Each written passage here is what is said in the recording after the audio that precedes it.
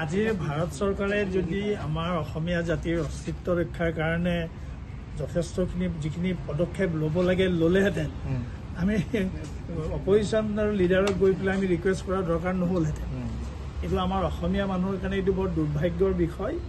খালি ৰাজনীতি কৰি আছে। চাওক, আমাৰ কথাটো হ'ল ৭১ চনলৈকে আমি বোজাটো ল'লোঁ। 6A চেলেঞ্জ কৰিছিলোঁ, সুপ্ৰিম কোৰ্টে 6A আপিল কৰিলে। এতিয়া আমাৰ ৭১ৰ বাহিৰে কোনো গত্যন্তৰ নাই। গতিকে এতিয়া ৭১ৰ পিছৰ বোজাখিনি যে ল'লোঁ, যাৰ ফলত আজি আমি জগদীশ ভূঞাই কোৱাৰ দৰে 2011ৰ যিখন লোকপিয়ল সেইমতে আমি মাত্ৰ 48%। গতিকে এতিয়া 21তো আৰু কমিব। গতিকে আমাক যদি সাংবিধানিক সুৰক্ষা নিদিয়ে আমি জাতিটো কেনেকৈ জীয়াই থাকিম?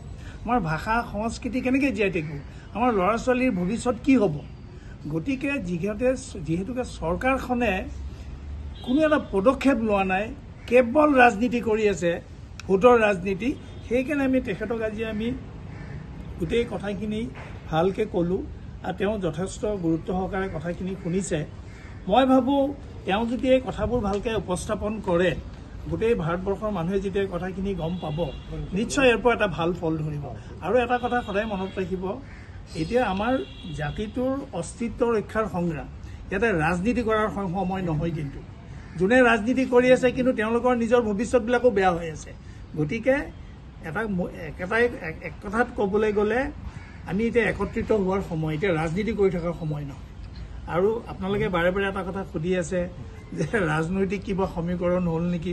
চাওক, সময়ত চব বস্তু গম পাব। আমি যিহেতুকে ৰাজনীতি কৰিছোঁ অসমৰ ৰাইজৰ ভৱিষ্যতটো মানে সুৰক্ষা দিবৰ কাৰণে, গতিকে আমি নিশ্চয় এনেকুৱা পদক্ষেপ ল'ম যাৰ পৰা আমাৰ জাতিটো মানে জীয়াই থাকে।